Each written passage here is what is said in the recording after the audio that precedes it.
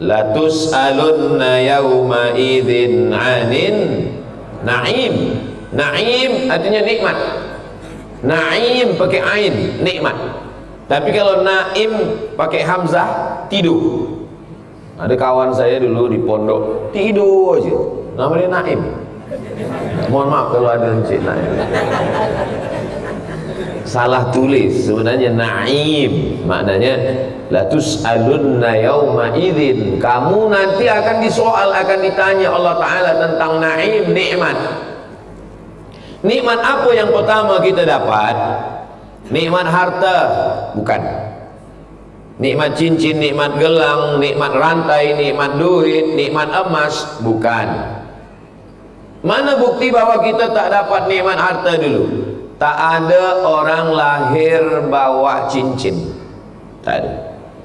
Tak tahulah kalau di Langkawi ada orang lahir bawa kereta. Tak ada. Maka yang pertama kali kita bawa ke dunia ini nikmat apa? Nikmat waktu, nikmat umur. Inna ahadakum yujma'u khalquhu fi batni ummihi arba'ina yawman nutfah. Kamu diciptakan dalam, maaf cakap, rahim perut ibu kamu 40 hari dalam bentuk nutfah, air. 40 hari air. Summa yakunu 'alaqatan mithla dhalik, 40 hari dalam bentuk 'alaqah, darah. Darah yang menempel di dinding rahim. Summa yakunu mut'atan mithla dhalik, 40 hari dalam bentuk daging. 40 hari air, 40 hari darah, 40 hari daging, 120 hari 4 bulan. Summa yursalul malaku. Apa 4 bulan pula? 40 120. Betul 4 bulan? 3 bulan? 3 bulan 90.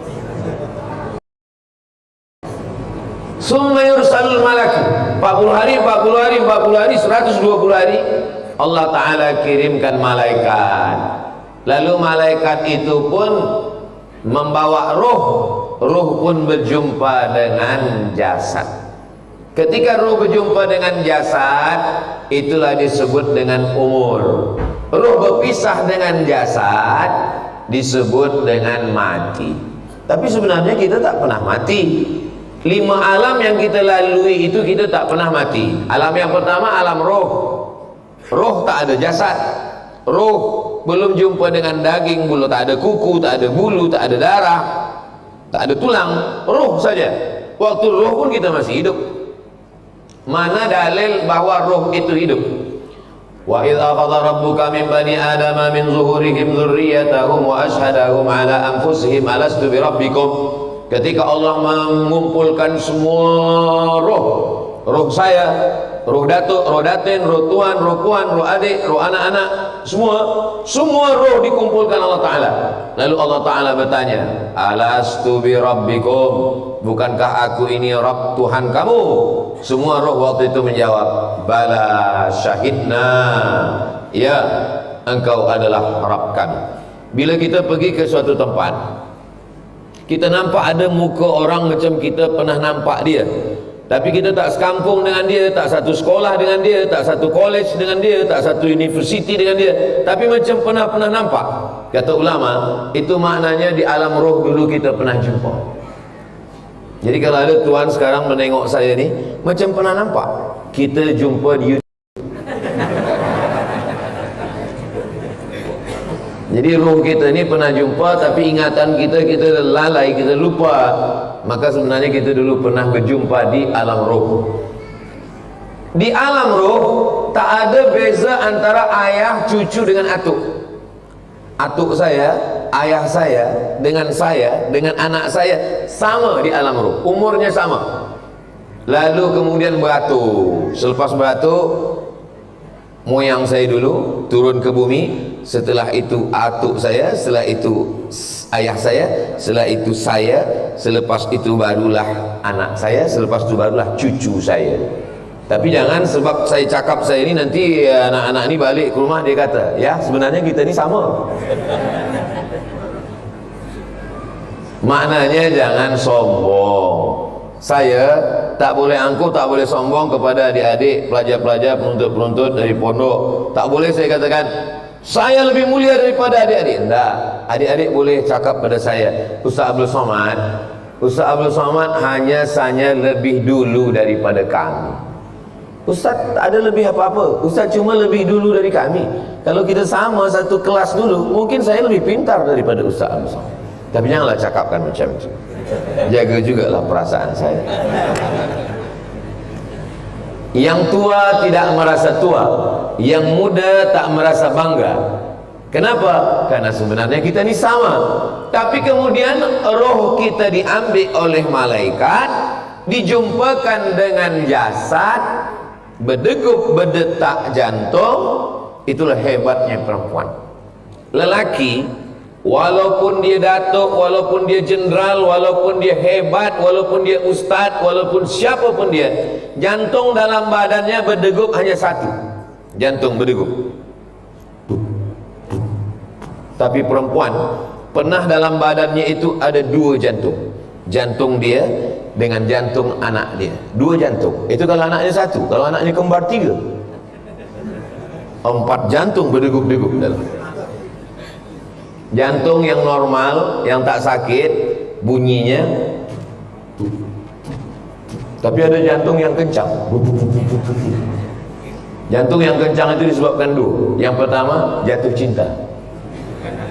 Yang kedua, jatuh tarikh bayar hutang. Maka ketika roh masuk ke dalam jasad, ada dua kehidupan dalam diri. Ibunya hidup, anaknya hidup. Berapa lama kita di alam rahim? 9 bulan 10 hari. Di Langkawi perempuan masih mengandung 9 bulan 10 hari. Alhamdulillah. Di beberapa tempat saya tanya, dah cepat sekarang. Selepas 9 bulan 10 hari, di alam roh kita hidup. Di alam rahim hidup. Karena jantung berdegup, jantung berdetak.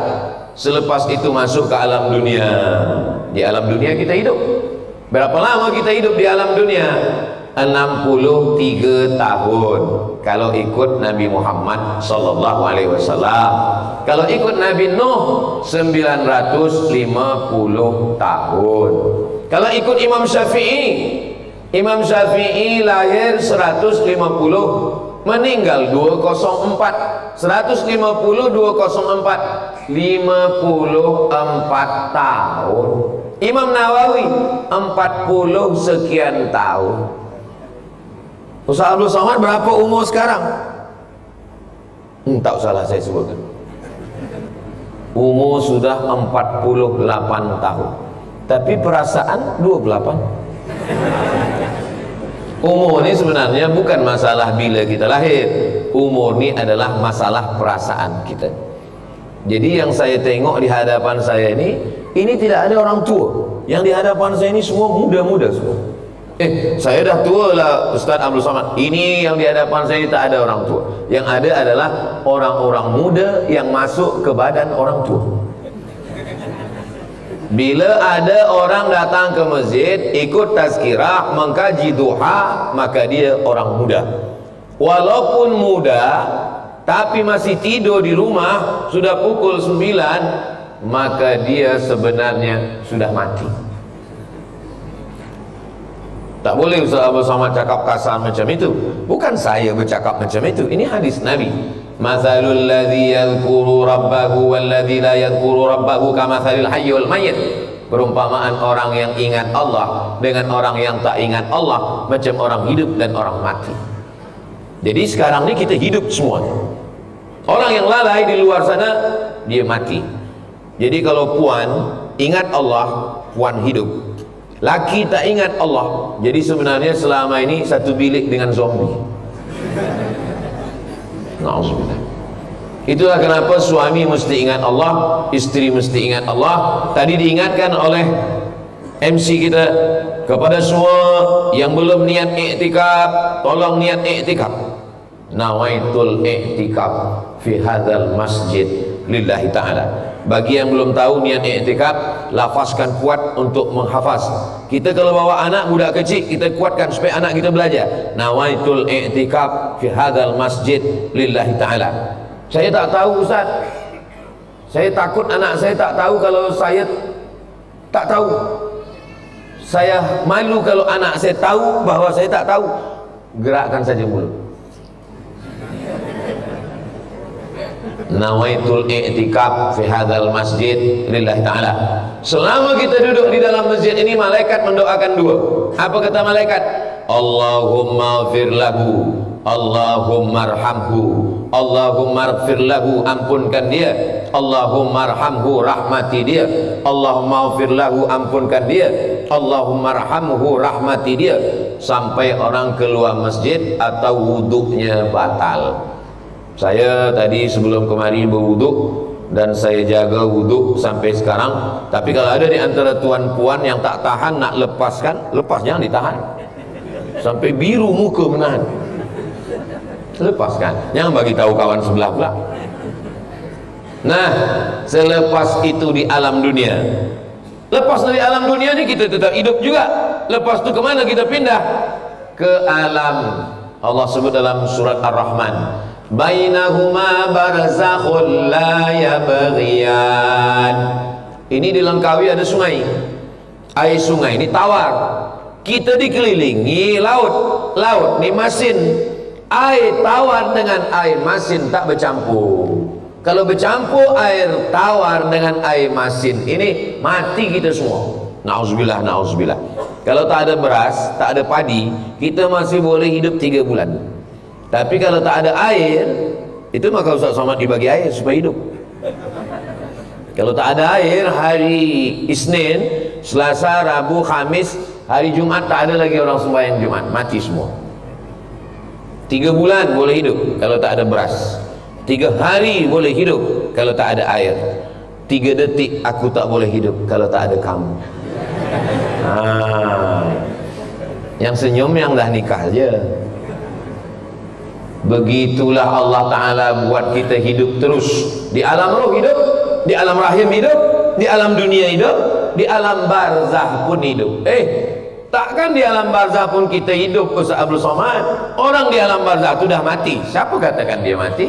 Orang di alam barzah itu hidup. Mana dalil orang di alam barzah hidup? Saya lalu di tepi jalan nampak saya ada kubur.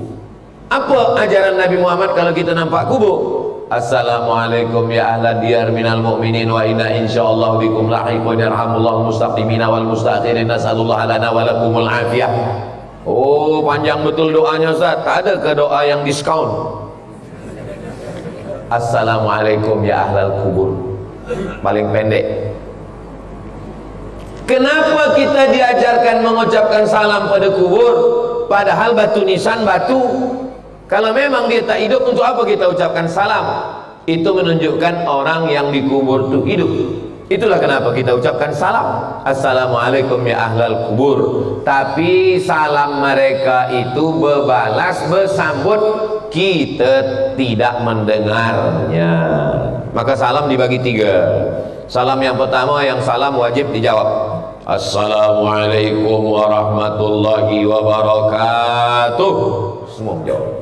Salam yang kedua tak boleh dijawab. Salam imam. Assalamualaikum warahmatullahi. Jangan dijawab. Jangan jawab. Waalaikumsalam. Salam yang ketiga kita tak mahu mendengar jawabnya. Itulah bila kita lalu di kubur. Assalamualaikum ya ahlal kubur. Cuba kalau dia menjawab Waalaikumsalam. Hidup. Kalau tak hidup, takkan malaikat bertanya man rabbuka, man nabiyuka, man imamuka, ma qiblatuka, man ikhwanuka. Hidup.